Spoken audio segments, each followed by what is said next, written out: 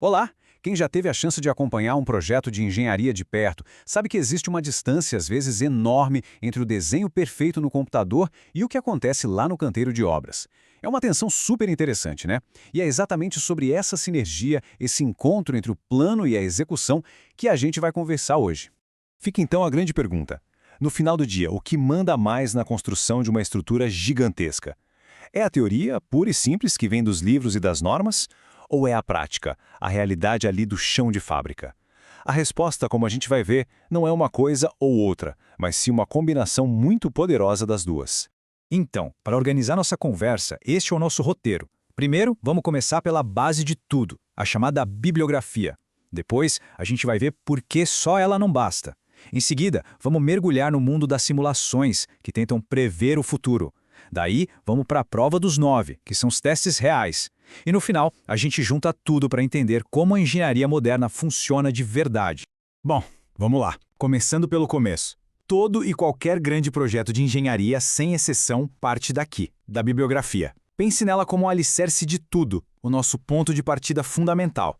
E o que são essas normas? Pensa nelas como a gramática da engenharia. Documentos como as normas API ou os Eurocodes criam uma linguagem comum, uma base de segurança e qualidade que todo mundo entende e confia. Elas são, na verdade, o resultado de décadas de conhecimento, de acertos e erros acumulados.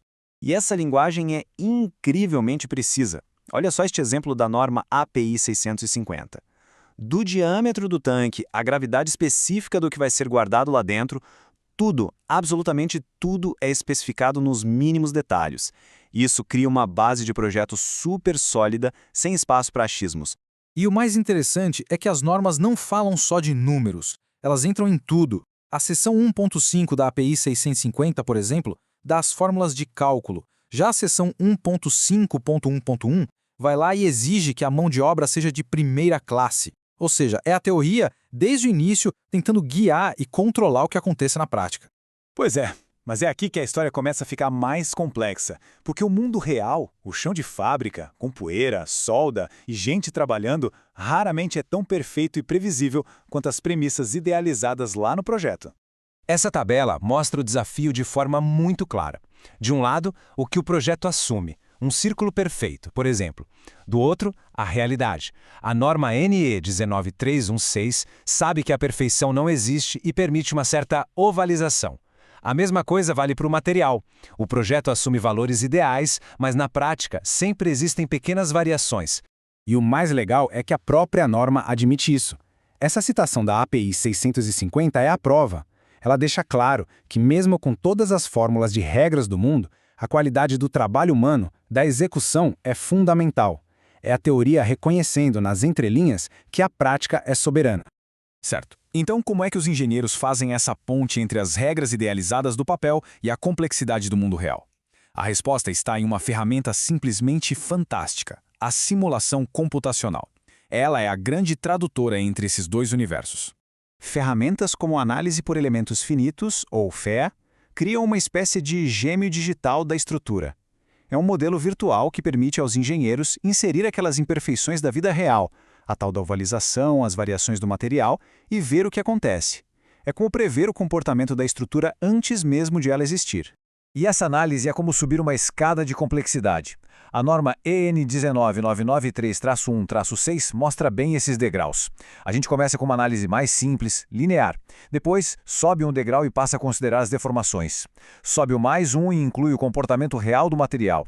E no topo tem a análise Gemini, que junta tudo. É a teoria se tornando sofisticada o suficiente para imitar a realidade. Ok. A gente tem as normas como base e as simulações como uma ferramenta de previsão. Mas como saber se tudo isso está certo? Como ter certeza? É aí que entra o terceiro pilar, a prova final de tudo, os testes físicos no mundo real. Essa frase da norma N 1990 é, para mim, uma das mais importantes. Ela coloca no papel de forma oficial que o caminho certo é a combinação, não é uma disputa entre cálculo e teste, teoria e prática. É uma colaboração. Um ajuda o outro a ser melhor. E os testes servem para muita coisa, como mostra o anexo D da N1990. A gente pode usar um teste para ver se aquela premissa de cálculo estava certa, para checar a qualidade do aço que chegou na obra, ou até mesmo para testar um pedaço inteiro da estrutura e ver se ele aguenta o tranco. Eles trazem dados da realidade para dentro do nosso modelo virtual. E agora chegamos ao grande momento da nossa análise, o ponto em que esses três mundos, o das normas, o da simulação e o dos testes, finalmente se encontram e se unem para formar uma coisa só. O pulo do gato é entender que não existe uma briga de teoria contra a prática.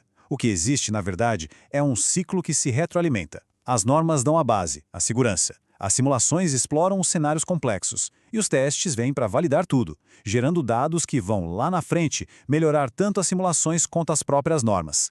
Então, para resumir, a abordagem integrada é essa síntese. As normas são o nosso porto seguro. A simulação é nossa ferramenta para otimizar e ir além considerando o mundo real. E os testes são a prova final, o carimbo de que tudo aquilo que a gente calculou e simulou funciona de verdade. Essa é a engenharia na sua forma mais inteligente e completa.